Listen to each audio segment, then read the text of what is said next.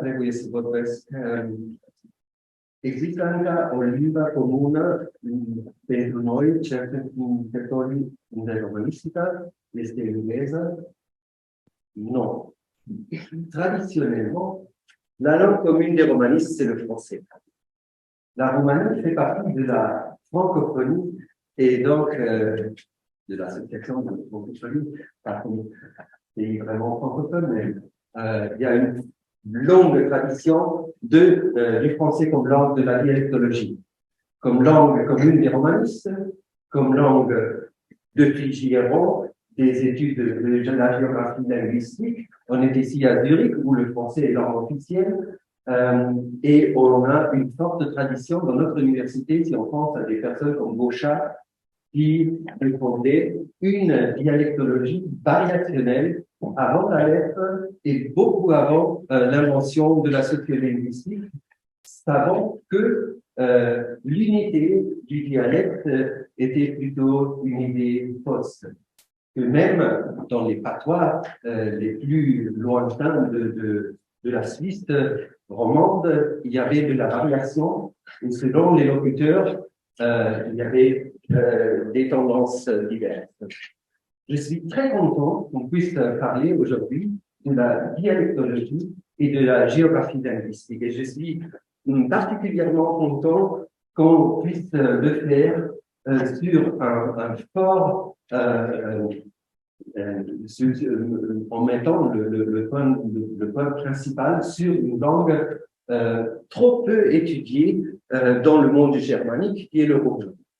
Le roumain est presque une langue minoritaire dans le contexte des langues romanes. Aujourd'hui, dans le monde germanique, il n'existe plus de chaire de linguistique roumaine, mais le roumain, c'est l'une des langues les plus intéressantes, comme on sait, de plusieurs points de vue, parce que c'est une langue dialectalement très diverse, avec beaucoup de scénarios de contact, avec une histoire très très complexe et en même temps extraordinairement différente des histoires des autres langues romanes. Donc vraiment, le roumain, la romanistique a besoin du roumain.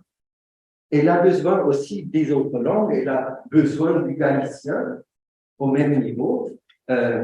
Toutes les langues romanes sont importantes et on oublie parfois quand on se concentre surtout sur le français, l'espagnol, le portugais, même le portugais est une langue assez minoritaire dans la famille des langues romanes, même si c'est la deuxième langue romane, mais l'italien, bien sûr.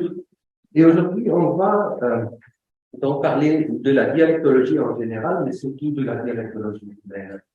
Et je suis très content d'avoir que nous ayons trouvé finalement ce format de contact, de collaboration et aussi de dialogue entre les linguistes roumains, les dialectologues roumains et ceux qui sont venus de l'autre extrémité de la Romagna, ici Manolo González qui vient de la Galice, et puis les représentants de l'université de Zurich qui parleront de différents points de vue sur l'espagnol, l'italien, le roumain aussi et d'autres langues. Donc on a d'un côté vraiment un thème principal, mais on a aussi une pluralité de méthodes et une pluralité de langues.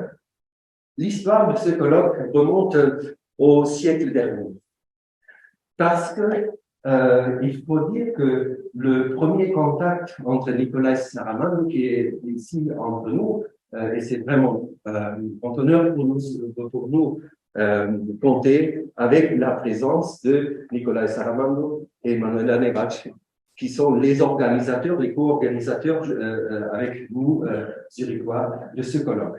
Donc c'est un colloque de collaboration et l'idée est née lors d'une rencontre des deux avec Cristina Andreozzo en pleine pandémie ici à Zurich. Moi, j'ai pas pu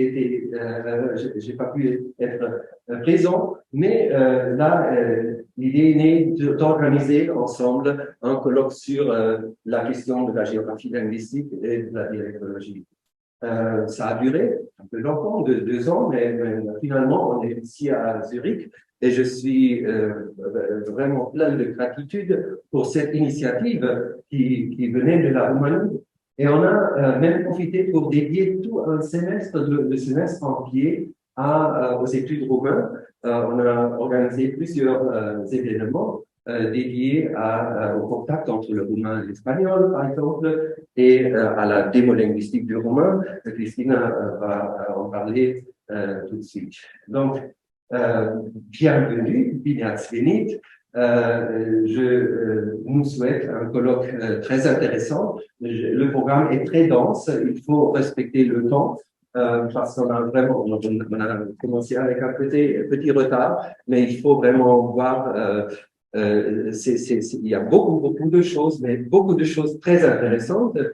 Et je vous souhaite donc une journée agréable, pleine de conversations intéressantes et pleine d'amitié aussi.